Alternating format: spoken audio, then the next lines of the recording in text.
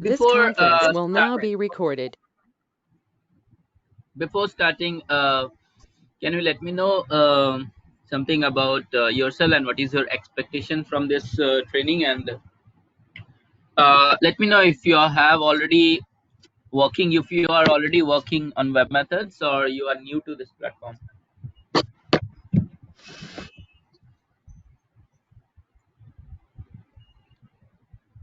Hello. Hello. Yeah. Yeah, good morning. Myself, Srinivas. Yeah. Yeah, and I'm looking forward to get the information about this my web methodologies. I'm trying to get the job in this in future. Okay. And one of my relation also working in web methods. Okay. So I'm looking forward to learn this tool as soon as possible to get the job. Okay. Okay. So you are like a fresher, or you have already different technology? You are being working in IT, or something you want to switch, something like that, No, no, no. or Actually, recently I have done my MBA. No, no. Actually, recently I have done my MBA, okay. Okay. and I'm a fresher. Yeah. Okay. Okay. Okay. Fine. And your good name, please? My name is Abhishek. Yeah. Okay. Okay.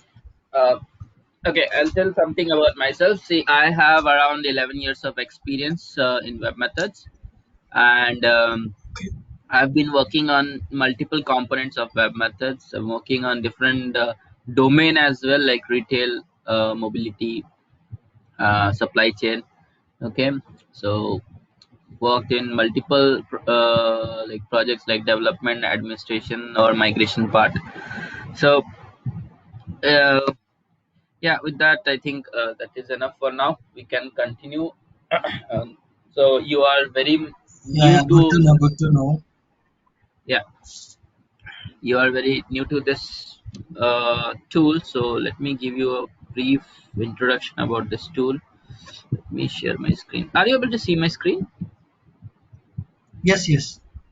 Okay, just hold on.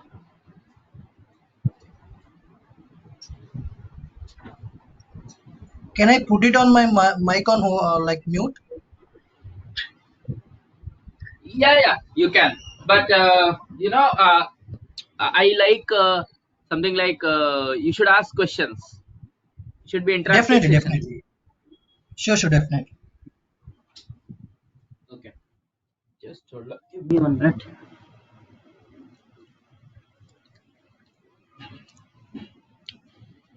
Okay, so in this session, so this is just a demo session. So I'll be showing you through the slides. I'll be explaining you a lot of things, but um generally when we start the class, I do more practicals. I don't know if Chaitanya has already mentioned you or not, but it's kind of, everything should be done practically. I'll show you the real time how we implement the things in projects, the developments of the services and all, whatever we are going to teach. So okay, with that, let me continue, because I feel PPTs and all will be quite boring if in every class I just go through. So you see, I have a couple of students here for whom I am, writing the services here and explaining them. We do also do a project, maybe at the very end of the class, so that you are comfortable with the how it works in the real time. Okay, now let me start with that, with this demo. See, in this demo I'll cover these topics. Introduction to, I'll give us a brief introduction to EI, a brief history about the EI. Then I'll tell you how the integration we used to do using middleware. I mean, without using middleware previously, how we used to do. Now, how we are doing using middleware. Some types of integrations. then what are the advantages of middleware, a little case study, and about this software AG's web methods. So it comes here. So before that, you need to understand, what is an EAI, what is middleware, all this. Okay. Now with this, let me come to this point. So let me know what exactly. I mean, you must have gone through some, blogs, or you must have consulted with your relative, as you said, who is working already. So tell me, what do you know about this middleware, or yeah, or web methods? Anything you can say. Middle wave also, and EAI also. And Okay. my guest is working on old version in this web methods. Mm-hmm. Like how it will be influenced in future. Today is like 10th version is right now it is, Yeah. and my colleague is working. I think old version, working on old version. Mm-hmm. No, that's fine. So I'm not concerned of versions. I'm asking, what do you know? Like, what is the use? Why do you use this middleware? we don't know actually. We are like Very good. fresher in this sessions. Okay. Okay. See, Yeah. then I'll go with the very basics. Okay. Okay. Think like, okay. Think like you are ordering food in Swiggy, right? Which you do every day, or maybe you are placing some order in Amazon or Flipkart, right? Yes. Yes. Yes. Yes. Yeah, that you do frequently nowadays. Everybody do frequently, right? So Yes. when the payment is made, right, after you select what all product or what all items you want to Yeah. purchase, After then adding the product into the cart, yeah, yeah, and then after adding the address, we have to make the payment, right? correct. So when you make the payment, you will be entering your card details if you want to pay through debit card or credit card, or you will be entering your net banking details if you want to pay through net banking, right? So Yes. this Yes. online transaction, whenever you want to make, so that time, uh, after entering, you'll get some OTP, and then it will enter into uh, some white page for few seconds. That is we call as payment gateway. Okay, have you Yes. Yes. noticed every Exactly. time, right, in the Yes. browser Yes. it will pop you saying that do not close or refresh this page. So what is Yes. Yes. happening? Exactly. Sometimes you will see you are stuck in that blank white page for more number of milliseconds or seconds. Sometimes it and it just says that transaction is successful, or sometimes transaction is Yes. not successful, right? So Yes. what it is actually, what is happening at the background, you know in the background, uh, whatever the card details or whatever the OTP you entered, it gets Hmm. those, and whatever the amount to be deducted, these are all the request in the data. Okay, it goes to the bank Okay. side, bank server. Okay, your request goes to the bank server for a deduction of amount, but it has to check a lot of things.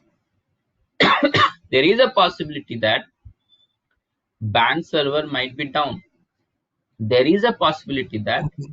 you don't have sufficient balance, although you have entered all your card details correctly and the OTP, but you don't have balance, right? So like this, there are n number of checks they will do at the back end. Okay, who will Back do? right. Yes. Some service will do. Right? Somebody has written some code who is going to go to the bank and verify all this. That Okay. particular wait time, so until it verifies it makes you like hold for in that white page. Sometimes what happens, that takes a lot of time. Why? Because maybe at the network, maybe when you are ordering, there are like thousands or 5,000 or 1 lakh customers are ordering, okay, the Yes, due to items heavy traffic. Yeah, yeah. due to heavy traffic on the network, it takes time to respond, or due Mm-hmm. to there sometimes what happens, there is a drop in the network, okay, uh, so drop for few seconds or milliseconds. For that you will not realize, but internally there is a retry mechanism. Even though there is a drop, whatever the details you entered, it will fetch those details and again try to the bank side. Like this, for example, it happens 3 times, 3 or 4 times, based on how they have written the code. So it keeps retrying for 3 times, 4 times. After 2 3 times it retries. After that, if it doesn't get successful, it will then throw you error saying your transaction cannot be successful, or Processed. is cancelled, Yeah, yeah. or yeah, processed. Yeah, money, if money got deducted, it will be rolled back, something like that. So all this process at the backend, these kind of middleware can be used, okay, and most of the Okay. places it is used, okay. The retry mechanism, or maybe how it fetches, it doesn't ask for your card details again and again. It keeps your card Yes, yes. details, even the passwords and everything, in some cache memory, and it again use those to retry the bank server. This is just one example where we use the middleware. Another place, I'll tell you, suppose uh, you are sharing your current location, right, in WhatsApp. So Okay. so what is happening actually, this app is actually connecting to some Google server, where it Mm. fetches your current latitude, longitude, position, and based on that there is some complex logic which will give you the current location, okay. Now the current location you are seeing in a nice graphical way in your WhatsApp app.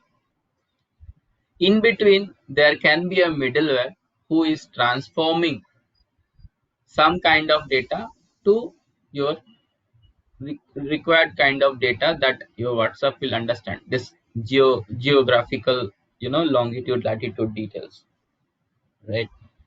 Another place I'll tell you, when you go to shop in malls, when you go inside some, suppose Westside or Max, right?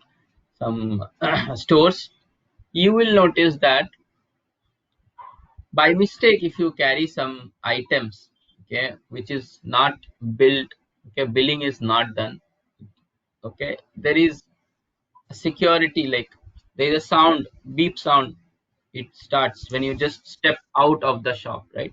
Unknowingly, if you have taken something from the shop, okay, it just beeps. What happens? You understand my example, right? This example. Yes, yes, yes.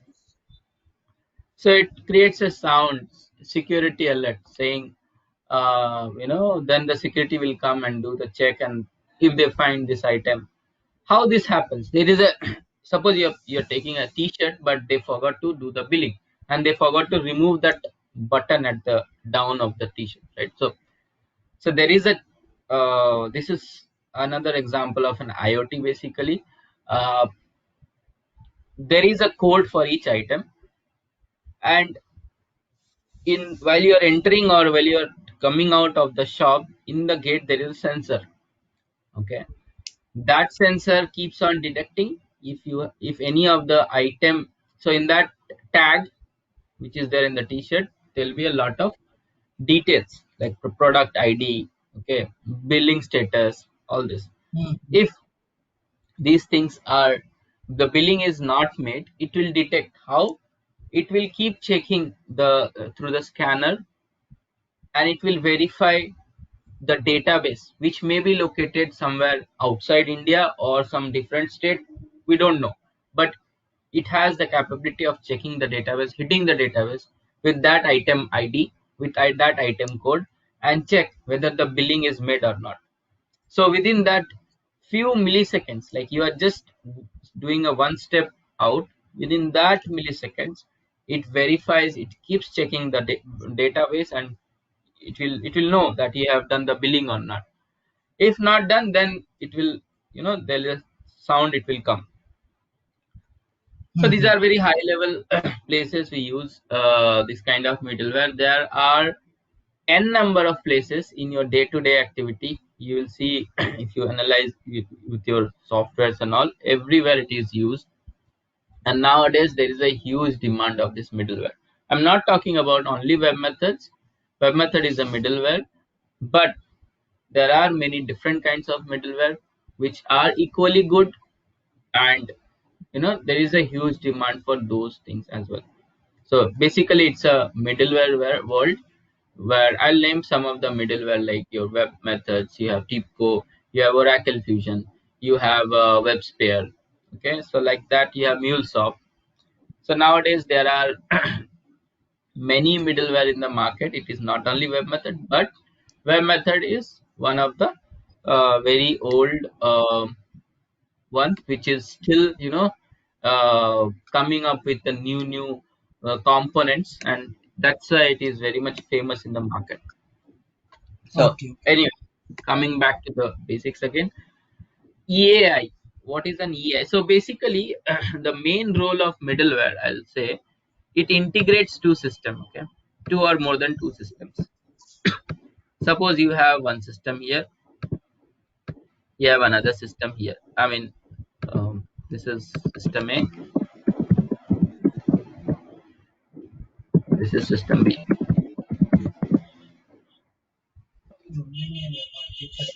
So this system can understand XML, for XML data, and this system, suppose it understands. Do you know flat files? Hello. Yeah, you don't know flat files, right? Hmm. Yes. Yes, and do you know, or maybe any object? So what middleware will Okay. do is, this is a middleware, or I can say web methods. It grabs the data, it converts the XML to a target data type, and then it just sends it to the target. This is the basic work of middleware. You got my point? Okay. It will not generate any data by itself, but it will just grab the data and send it to the target. For example, in the first example that I gave, let me give,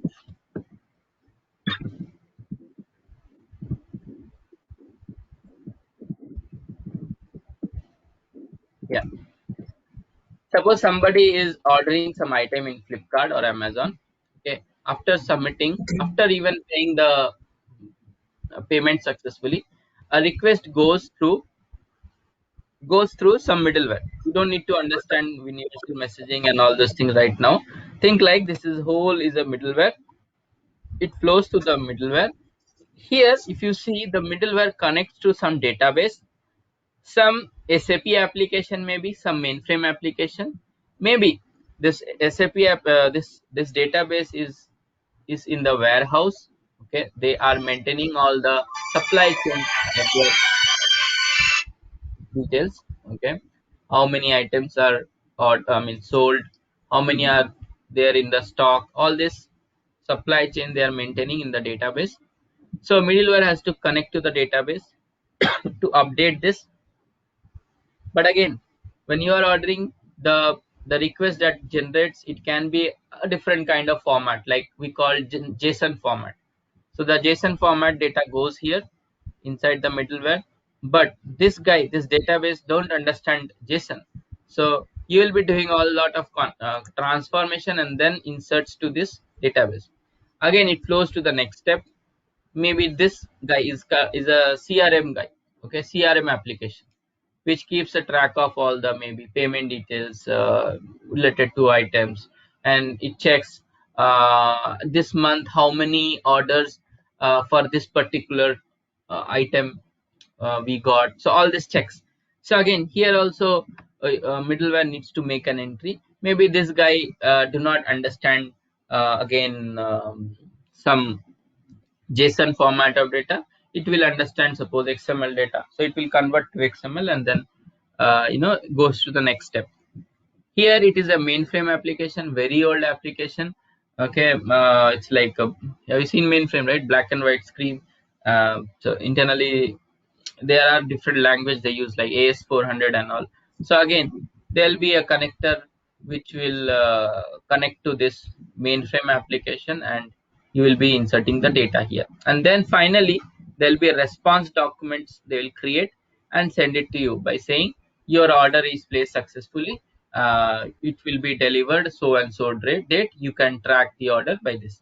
Okay, this kind of email also you get, right? So this is what happens in middleware. It's just a very brief example. There are more Okay. complex things happen inside this, like how to connect. There are some conditions when you will connect. Okay, so all this we'll see in the class.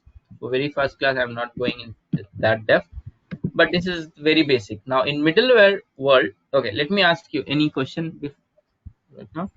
Nothing. Nothing else. Nothing else. uh, then when you are into middleware world, you will come across two words very frequently. One is EAI, one is B2B.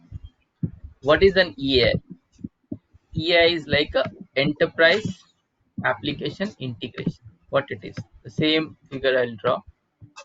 There are two applications. You want to integrate them. Means you want me to make them talk to each other. So you need a middleware in between. So for example, you are joining a company. A very basic example I'll give you. You are joining a company called XYZ, right? The first day when you join a company, uh, you will meet an HR, right? He will start giving the introduction, and then he'll give you all sort of documents that you need to fill in, right? Initial documents, we call it as onboarding documents and all. And in return, she will ask you, can you please submit your experience letter or previous employee pay slips, right? All this sort of your PAN card, your identification number, anything. So a passport size photo, all this she will ask, right? So it is like when you are entering a company, the day one, you are introduced to an HR or an HR system, I can say. Now HR will get all the documents from you. She will enter your details in some application which she is handling. That may be a PeopleSoft application. It's very famous, used by the HR in most of the companies. So I took this example. Now HR will be filling all that your details in this applications, like your name, age, previous employee details, all this. Now once you both are done, your once you fill this in the HR application, maybe within a day or two, your employee ID gets generated, right? Now some bank people will come, and your bank account will get created. He will give you some forms, you'll fill up, you'll do the signature, your bank account will get created, but it will be tagged to a employee ID that is created here by the HR. So, sorry. And all your finance related details, like your salary, your basic of that salary, your HRI salary, your all the breakups, plus bonus amount, plus your tax, how much tax deduction will happen, everything is maintained in another by another team called finance team. right? So a detail of your employee will be here. What details? Only finance related details. And maybe they are using some tool, some component called SAP, some application they are using. Okay, for all this maintaining, it is not only one employee, it is for many employees, right? So they are maintaining in SAP application. HR is maintaining in PeopleSoft. Finance is team is maintaining in SAP. Like that, after your bank account is created within like 5 days, you'll be tagged to a project. Maybe you'll be introduced with a manager,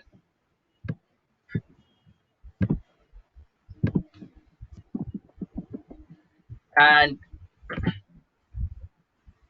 he is going to maintain the employee. I mean, the people who are working under him in different projects. He'll maintain maybe a simple Excel sheet,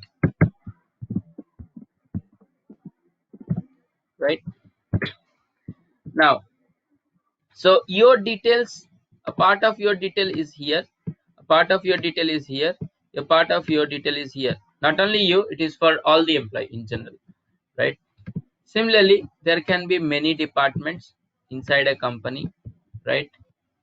Marketing department, or maybe your many other departments. I'm not going to explain anything, but think like in most of the department, every employee has their metadata, right? Now suppose you are going to leave the company after a few years. Okay, now you requested, I mean, company will give you the all the certificates and all, right? The employee details and previous any pending any amount, salary amount is pending or not. All this they will do calculation. Maybe a payroll department will be also be here.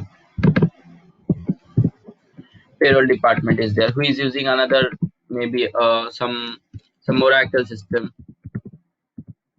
So now when HR has to give you all the certificates and all the remaining details like documents and all related to that employee, she should be sure that there is no pending items with you, like you have deposited the laptop, you have returned back the ID, employee ID, you have completed your project, you have given the handover to the team members. Everything she has to check. Now it is not like she will go to each department manually and ask them. No, it doesn't happen that way. What happens is there should be some software or some middleware in between who will connect to all these departments or all these applications, right? Internally, within a click, the HR should get all the details of whatever employee she wants. Now, why I did That not is draw it? warehousing. Sorry. That is called warehousing, or No, this is, I'm talking about a general your company, inside a company, corporate company, what happens. Okay, this is not, okay, there is no warehouse where you are going to order some product or do something. It's a okay, general scenario I'm saying. When you go to a company, these are the departments you'll see. okay, Now all these departments are interconnected, but it cannot be connected directly because this department is using some different software, this department is using some different software.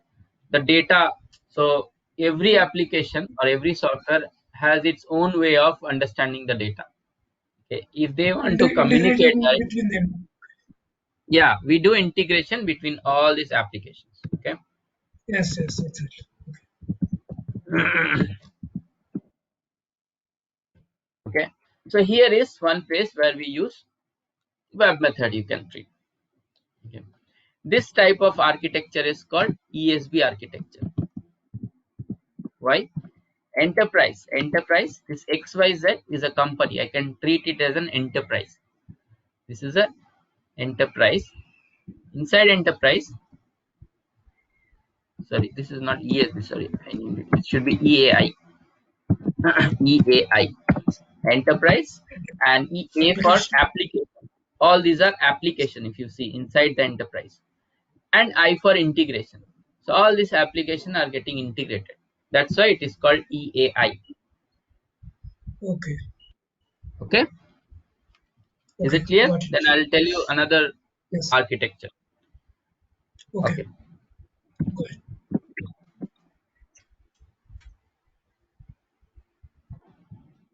there is one more architecture called B2B.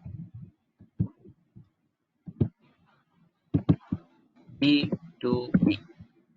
Now think like there is a company called XYZ, and it is going to merge with another company called ABC. Okay?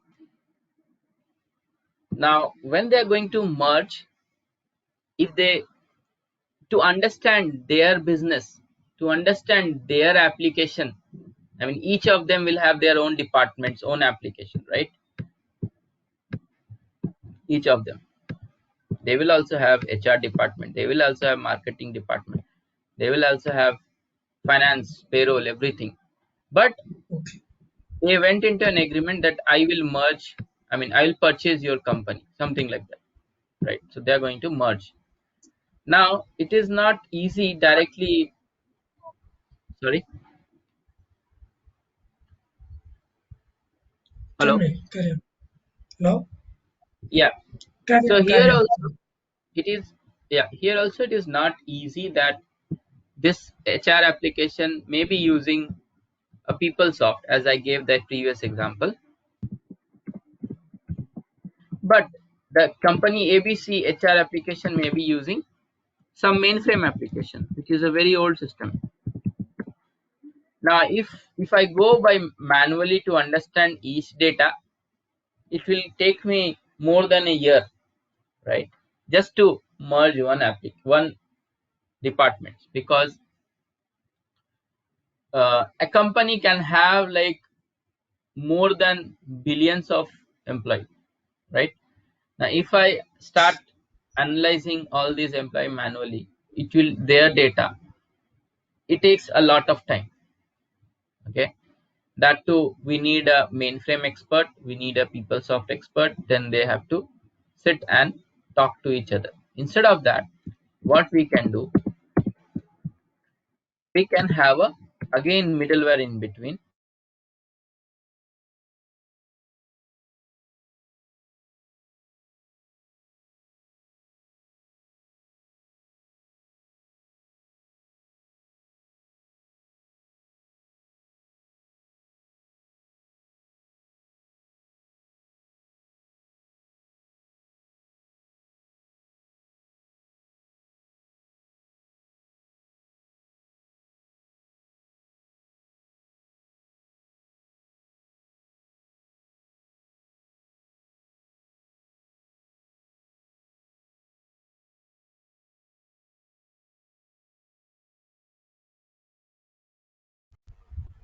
On organization.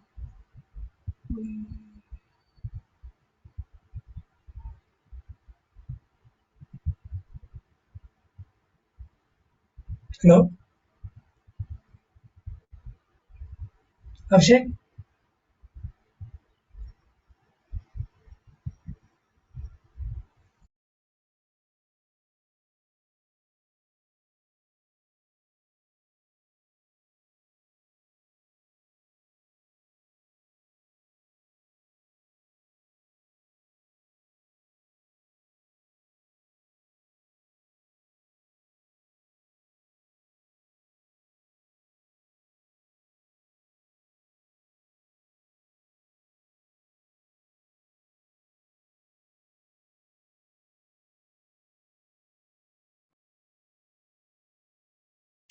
Okay, Okay. so it has the infrastructure to, you know, infrastructure to build a mobile set, but it found out that there is a small chip that they don't have infrastructure to build it, so they will try to figure out anybody outside in the market which can manufacture for them this chip. So maybe they found out Motorola is one of the company which is good in manufacturing chips. So it entered into an agreement with Motorola saying, uh, we are going to do a business deal. I'm going to plan for these many mobile set to launch next year. I need these many chips, maybe 1 billion chips. So Okay. they will place an order. Okay, they'll be, so they entered into a business. These two company entered into a business. Now, the technology of Reliance might not be same as the technology of, you know, Motorola, the purchasing system. So when they enter into this kind of business, there will be a purchase order gets generated. That purchase order can be generated in a different format at Reliance, for example. When it goes, this purchase order goes to Motorola. They may not understand the format, so there also you need a middleware to do the conversions and all. Right. So these are some of the examples where middleware is used. Okay. Okay. Okay. So anyway, here also it is written the same way.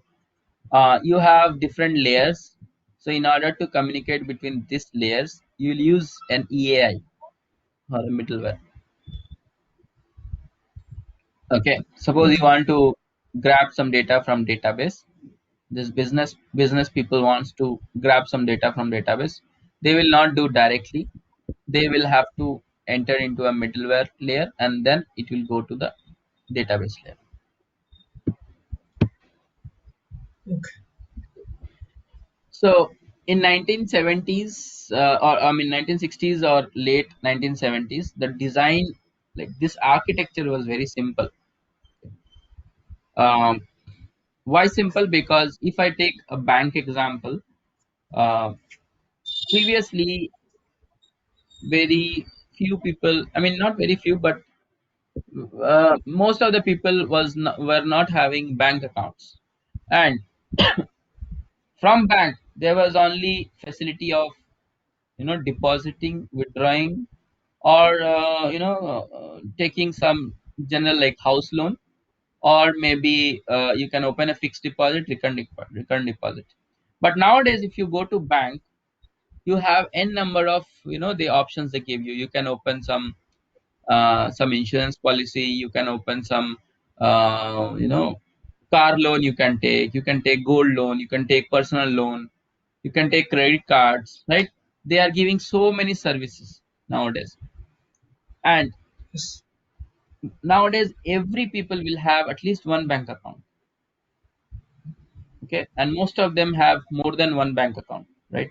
So what is happening is the business is growing, the transactions are more every day, and the departments are also more because they are providing multiple services, and there are lot many applications they are using, different type of application. Whenever there's a new application come into market, they might use it if they find it better, but somebody has to integrate those things. So there comes the middleware. Now that's what it's showing. Previously 1960, 1970, the design was simple. Why? Because transaction was simple, not very new technology, like it was same old technologies. So there was not much demand of this middleware. But in early 90s, people started to realize that there is a need of some kind of tool that will, do these kind of conversions or maintain the data transactions and everything easily. So that time they came up with this kind of architecture, point to point. So if you see here, there are 5 systems, left side and right side there are 5 systems. If they have to connect, it's like there'll be a line from system A to system 1, system A to system 2, system A to system 3, like that. Every system is connected using a line. But this Okay. was not a true integration I mean a middleware. Later they found out another way, like having one single ESB or middleware, and each system will connect to one single middleware. Okay. Okay. Now, what is the use of middleware is, you see, routing, transforming, aggregating, separating, and converting the data. Means if system A wants to send to the data to system 1, middleware will take care, and we should make sure that whatever system A wants to send to system 1, it should send to system 1 only and not system 2 or 3 or 4. Okay. Transforming means, if I gave a transforming lot of examples, you can take any one. Like if system A is sending an XML format data and system 1 wants in a JSON format data, it transforms the data here and then sends. Okay. Aggregate means if two systems are sending data to middleware and there is a business requirement that you merge both of their data and then send to system 1, it can be done. And the opposite also true, separating. Converting on the data, in the sense you can do manipulation with the data. Like if system 1 is sending a purchase order from US, which will be in dollar, right? The currency will be in dollar, and system 2 is set somewhere in India in INR. It It is. has the capability of transforming, I mean converting the data and then sending. So all these features you'll find apart from security and all. So that's why you go for a middleware. Okay. Okay. Okay.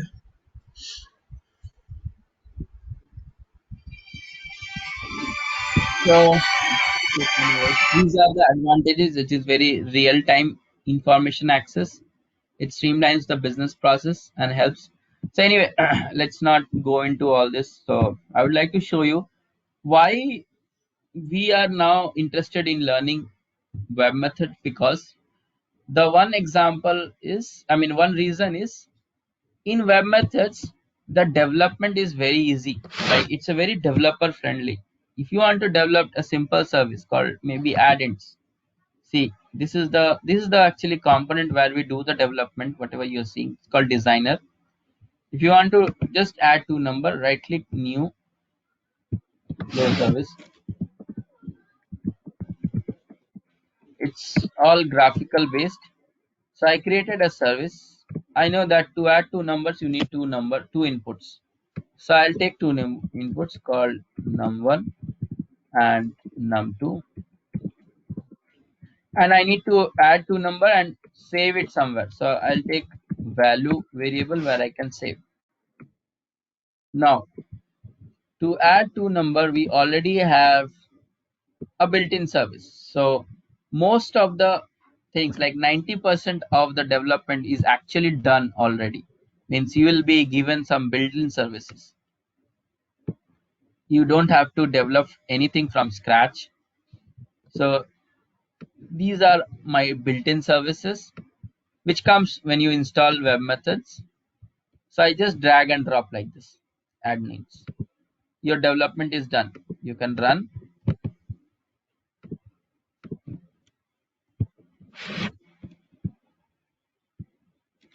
You can give input to number and it will display you the output, right? So it is that easy. Just drag and drop. All your service is already there, but you just need to drag and drop and use it. So all this I'll explain during the classes. Okay. Okay. Okay. Okay. So I'll explain more about this designer during the class. Basically, you see there'll be some WM services where you'll find all your package built-in services and all. You'll be writing